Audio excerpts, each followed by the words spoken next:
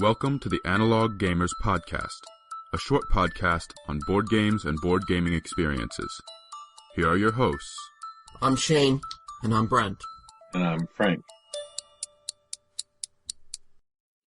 Hello, everyone. Welcome back. This week, we are going to talk about how we take turns in games, how those turns are implemented, what we do during our turns. What we're used to in a lot of games is having a set number, a set group of activities that we do when we take our turn. So what I'm thinking of is, for instance, when you sit down and play a Monopoly game, you roll, then you move, then you either buy the property you land on or you pay the person who already owns it. That last thing that you would do could be skipped if you have no interest in it and it's not owned. There are other games that do that. For instance, Dominion, which we've talked about now a couple of times, you have three things that you do on your turn. One's called an action, one's called a buy, then there's cleanup. So on the action, you play a card that is an action card, and it will modify the things you can do on your turn. Might give you more actions, might give you more than one buy, might attack someone, actually. So on the second part, you buy a card from the market, as we described last time. And then at the end, when you're done with your action and your buy and any modifications that those made, you then clean up your play area in front of you, which basically means you scoop everything up that's in your hand and on the table and put it in your discard pile. There's lots of other games like this. It's pretty much the norm of what we're used to. Does this make sense to you guys? So the one question I have, just because I don't know enough, in Dominion you have one action, one buy. Is that true of most of these type games, or is it more like the Star Realms where you can play everything in your hand if you can afford it? I think it's probably generally a mix. The reason I say that is because, for instance, Eminent Domain, you pick an action to do, and then other people can perform that same action. But that action is part of your buy. I mean, they're kind of combined, and then you clean up. Either way, there's two different implementations of this. That the Dominion type where you have one of each, and then those modify if you can have multiples of those, or you play your whole hand, and your hand is the set of actions you have. So you can play those down. So that's true for deck builders. Yeah. But Scrabble, you lay down your tiles to form a word, you draw back up to 7. Those are the two steps you take. I think for me, the difference that I see is in some games such as Monopoly, Scrabble, Frank, as you were talking about, is you have to take each of those things. You have to do it. So right on your turn of Monopoly, you have to roll, you have to move, you have to do the consequence of wherever you landed. Whereas a game like Dominion, you don't have to play that action card. You don't have to purchase something. So for me, the two different types are you can either, at least in this set that we're talking about right now, you can either choose which actions you want to take or which actions you want to perform, or you have to do them all. For me, There seems to be a division there between do it all or choose what you want. I can see that. That makes sense. And traditional games... Write it down, everybody. I made sense. Traditional games that we pick up at mass market stores, yeah, the stuff that we grew up on, that's the way they're played. So one of the things that is different now in some of these modern games is rather than say, oh, here's the actions you perform during your turn, instead they say, here are the actions you could perform during your turn. You get X number of action points, and then based on those action points, you got a list of 8 actions. You can pick any 4 of those actions to do, including doing some actions twice. I'm thinking of Pandemic. So we're moving on to a third category here now. Yes. Sorry. So we took it from the very specified, you must do these on your turn, to these are the things that you have to do or could do in a very limited allowance. And then these are the whole bunch of options and a whole number of action points that you can potentially perform. Right. You get to spend 1 point to do any one of these actions. Sometimes it's more than that. So sometimes some actions cost more action points than other actions. Yes. So we're moving on to games. Pandemic would be one. Instead of specified actions, we now have a set number of points, and that's what we can do rather than something like Dominion with a one action, one buy. Right. And I think something important to recognize is a lot of games will use this language of action points, but not necessarily all of them do. So I just think a lot of times, we'll have like specific player cards for a game and it'll say, take 3 actions, and then it lists like 12. So it won't necessarily use the language of action point. Right. But since that is kind of a popular term, we're going to use that. So basically, anytime you have a set number of actions you can take, but then options that are a heck of a lot more than that, those are kind of your action points that you can use to spend to play those different actions. Especially if you can repeat actions. So if one of the actions is move, I can choose to do that more than one time, or choose to do that with a different guy or a different army or whatever else. But I can do it more than once as long as I don't do it twice to the same group. Yeah, and one of my favorite games that we've talked about is Clash of Cultures, and this game uses that system, right? So I believe you get 3 actions on your turn, and you can move people on the board, you can build on the board, you can increase your civilization, you can interact with other players. So there's tons of things that you can do on your turn, but you can't do all of them. You have to pick 3 actions to do on your turn, rather than, you have only 3 and you can maybe do 1 or 2. In Clash of Cultures, you get 3, and you can even repeat those. You can move just 3 times, and that's all you do on your turn. You can just upgrade your civilization 3 times. How frustrating is it when you need to move 4? Because Incredibly. I think that bothers me. Incredibly frustrating. When you're like, I'm 1 action away from doing everything I want to accomplish. So you'll see this implemented different ways, and some implementations are better than others. For instance, I've played there's a Revolutionary War game called Hold the Line. I had it at one point in time. I no longer own it. And what they did was they combined the action points with rolling a die. So you would literally roll a die to get the number of action points that you were going to have that turn. Well, one of the advantages of action points to begin with is that kind of levels the playing field. In a previous podcast, I talked about Clue and how some people have taken the dice out and say you get 9 action points. 1 point for every move you make, 3 points to go through a secret passage, 3 points to do an accusation or suspicion, whatever the terms are. So when you add dice back into doing that, you completely destroy that possibility. And so it's a part of the reason why I was looking for a battle level Revolutionary War game, and I gave up on that one and had to wait until Command and Colors Tricorn came out to have one. You were going to say something, Brett. I was going to just hark back to the dice rolling episode and say that seems like a very American style game. Then you roll the dice and then you figure out what you're allowed to do from there. So no, that would be European style. But the problem was that if you got 3 or 4 bad rolls in a row and your opponent got great rolls, you were completely behind on total things that you could do. Yeah, my luck, I'd roll 1s the whole time. Whether it's on the table, off the table, I would just roll 1s. That'd be very important 1 action. Yes. That would be a frustrating game.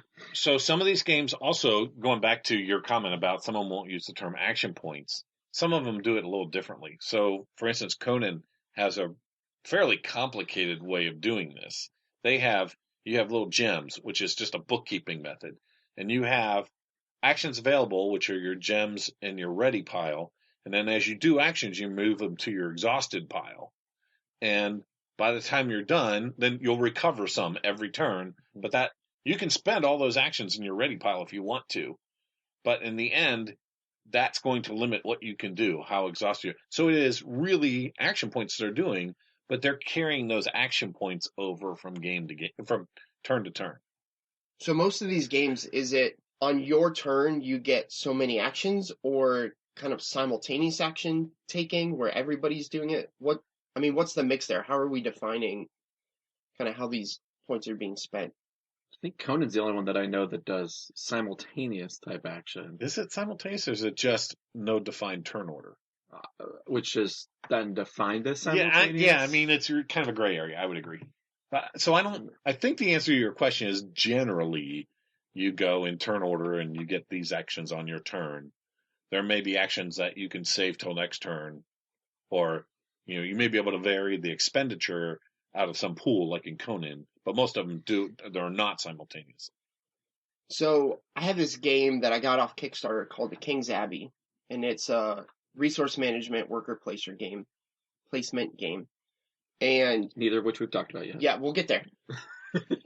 But every turn there's 12 phases. And some of those phases, everybody determines their actions simultaneously. So there's your own player board, which is your own abbey, and then there's a village board in the center that everybody plays from. So when you have the opportunity to play actions within your abbey, everybody does it simultaneously. But then anytime the phase comes up where you're interacting with the village board, everybody takes turns. So that's so interesting to me because in each round, there are some phases of actions that everybody does simultaneously, and then some that everybody does as individual turns. And I almost wonder if that's just a time-saving mechanism, or if that's, built into the game and the purpose of the game. So the other thing that you're right about is some games have phased actions. That sounds like one. Go ahead. Before we move to that, I wanted to ask about Pathfinder. Because Pathfinder, I think, has an interesting system there where the cards in your hand are the things you can do on your turn. But as you use them, that's also your life going away. So if you choose to take all the actions you have available in your hand for doing whatever needs done there, you're going to also make yourself weaker. Would those also be considered an action point allowance type system, or would that be... So this is the Pathfinder card game for you RPGers out there. Yes. So I would say I thought about that one when I was coming up with this topic, and I didn't think that far into it. What I was thinking about is, that's set actions because you move and then you encounter. But you're right, you can do more than that. Well, and during your encounter, you're going to potentially use some set of actions in your hand. Right, exactly. So in some ways, I guess I liken it to Conan, where you've got actions that you can spend now or save till later. That is not normally considered an action point allowance system, although it is in Conan. So I don't know what to say. Yeah, I was thinking about that one, and I wasn't sure where that one fit, if that one fit into this at all. Because it is something you do on your turn, and there are two different kinds of actions going on there. Right. Like you said, because you can move, and then the encounter is a completely different thing. So. And and plus you can do things outside of that, right? You can choose to heal. On someone else's turn. In fact, you can do it on somebody else's turn, yeah. So that's, but if you do that, if you play that card, you don't get to replenish that card until after your turn. Right. So you still are spending one of your quote-unquote actions. Even though you're not spending it on your turn, you are spending it and don't get an extra action for it. You just took it from now and moved it up in time. And ultimately, you're spending some of your life to do something. Yes. Because your deck is your life. So if you run out, right, as we've learned when you try to save a cat, you die. Yes. We were playing Pathfinder the card game, and Frank's character, there was a flood. The brave dwarf, during a flood, went to save a cat. And the cat was saved, the dwarf died. So, in case you're wondering, that's the backstory to that. All right, now we can move on to phased actions. So, King's Abbey sounds like... So there's another way that what you do on your turn is implemented, and that is what I think of as phased actions. And the classic one for me is Dune. On Dune, everybody does... So there are some things that just affect everybody, like the storm round. You move the sandstorm. But things like the auction phase of that game is done simultaneously. I mean, it's an auction, right? Mm-hmm. So it's that, but that whole auction is done before you ship and then move. And everybody ships and moves on their turn, on their portion of that phase of the turn before the next person ships and moves. And then after that's done, then you start going around the table and resolving combat. So it's a phased action. Sounds like King's Abbey is a lot like that. I think the difference is, right, in Dune, there's different phases. So everybody participates in the auction, but you're only doing it one at a time in turn order, bidding on these. Right. Whereas in King's Abbey, there's some phases where everybody's taking all of their actions at the same time. So all three of us sitting here would be doing all the actions in our Abbey at the same time. It's not Frank and then Shane and then Brent. It's all of us do it at the same time together. because what you do in your own abbey has no direct correlation to what other players are doing. Like, you can't really influence other players by what you're doing in your own abbey. Now, if you really sit there and think about it and get deep into strategy, there might be some minute interaction. But for the most part, what you do in your own abbey doesn't really interact with other players. So everybody does it simultaneously together. This sounds like a logistical nightmare. Because how do you know when everyone's done then? So this Easily. You just go, hey, are y'all done? And that's... You're forced to ask the question. Well, and yet in most games, right, we'll all be sitting there and nothing's happening. We go, whose turn is it? So it's kind of a similar... That has happened more than once. That's someone not paying attention, though, not everyone not paying attention. Well, sometimes which may be the active player and may not be the active player who's not paying attention. Well, but sometimes we use it, right, like as a friendly, passive-aggressive way to say, hurry up. Because who would do that? Yes, we do. We all know whose turn it is. We just want them to hurry up. So we go, whose turn is it? So... Or if we really want to be bad, we go, whose turn is it? When they go, mine, you go, again? Yep. So that actually brings me to a one more that I did not put in the notes. I don't want to do that quite yet. So one of the things that is true about phased action is that it's much easier to teach that game. Dune is not that hard to teach because you're only teaching it a little bit at a time.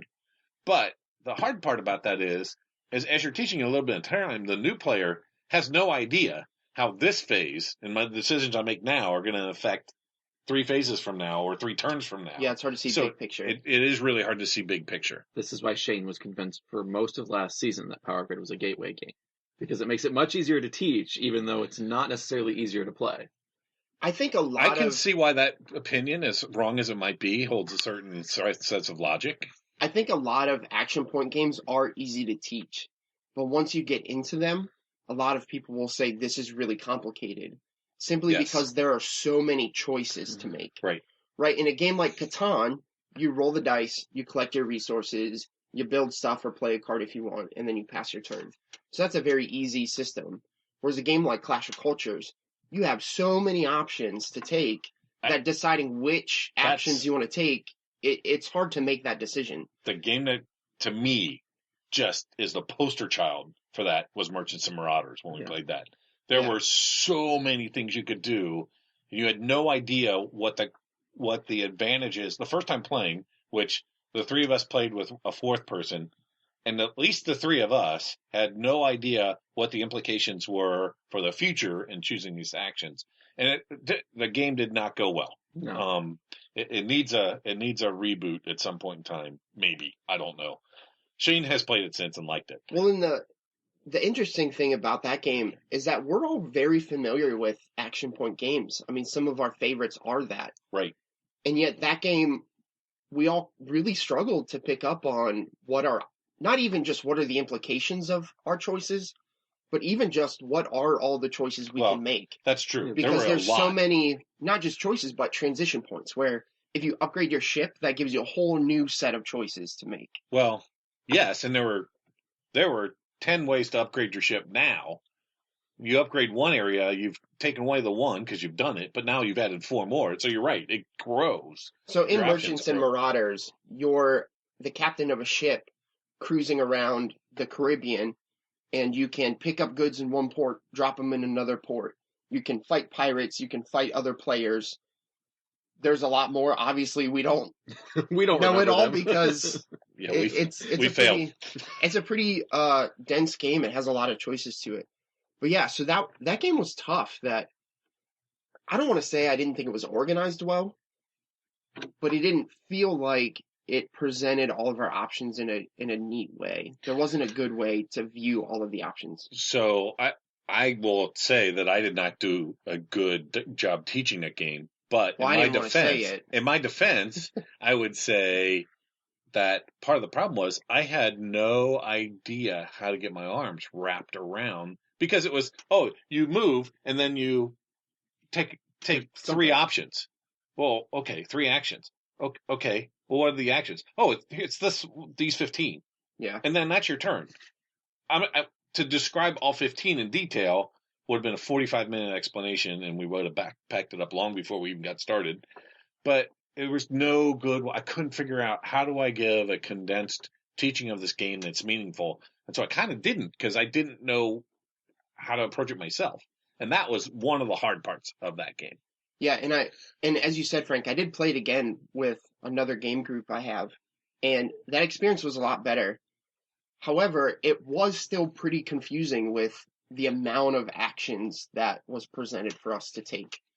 It went better because we kind of had an agreement of like, none of us understand this, so let's just kind of, putter around the board trying to figure this out for the first few Together. turns.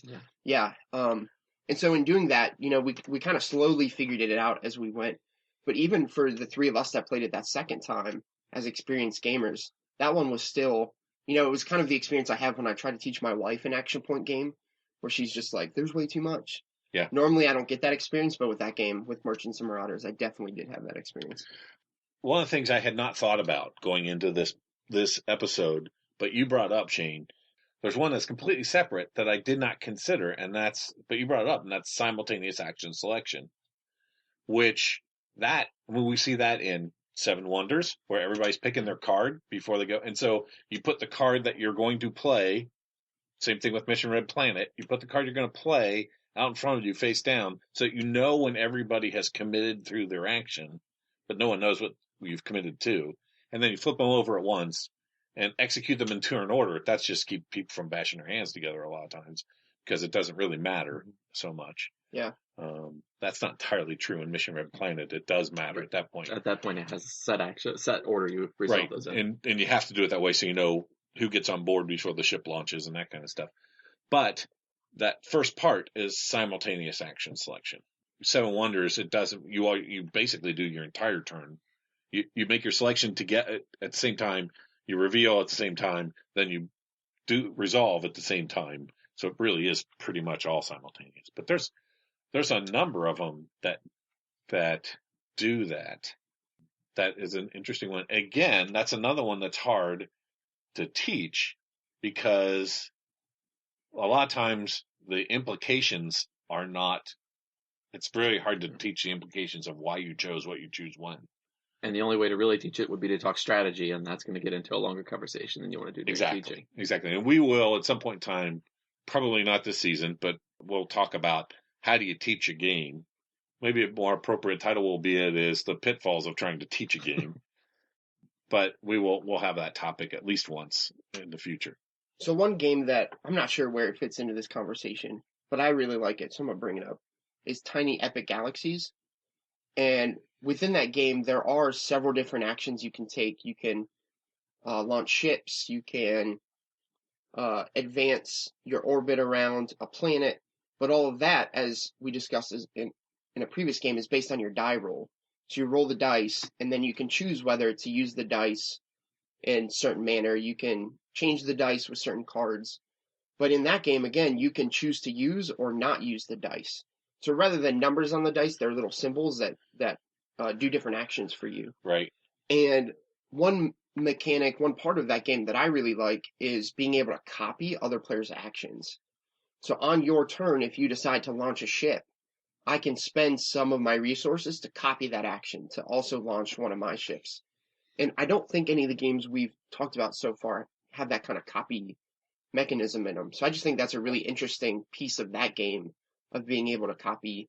I think in the game it's called Follow. You can follow the action of another player. I mentioned Eminent Domain. That has that. Okay, I've never played.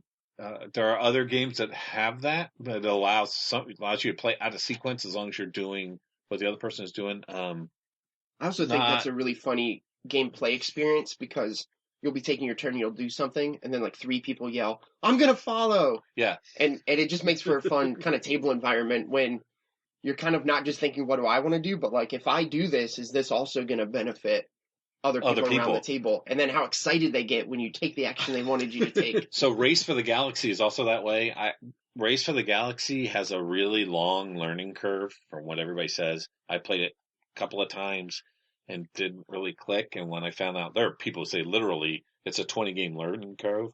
I was like, we don't play a game 20 times in a row often enough to ever get through that curve. No. So that killed that one. But That one has both simultaneous action selection and following. And I'm not sure. It literally has been probably 5 years since I have played that game, and I never played it very many times. But that's the way I remember it. That sounds like a game you have to make sure you like everybody at the table a lot before you sit down and play Well, you're going to spend a lot of time with them, that's for sure. it. So, everybody, that is our discussion on actions and action points. You can see how the evolution of games has kind of taken that one step forward to give the player more options. Of course, as the player has more options, the person teaching the game has a more difficult time teaching it. It makes it a little bit harder to grasp all of the strategic implications, but it does make for a much richer gaming experience. Thank you for joining us. We hope that you are going to stay with us and pass the word along to your friends. Have a great week. This has been the Analog Gamers Podcast. Thanks for listening. Please spread the word about our podcast, which can be found at theanaloggamers.libsyn.com. You can email us at theanaloggamers@gmail.com or find us on Facebook as The Analog Gamers. Our intro and outro are recorded by Daniel Feldman. Logo artwork provided by Tabitha Jordan Nichols. The Analog Gamers Podcast is licensed under Attribution, No Commercial, Non-Derivative, Creative Commons 4.0 license.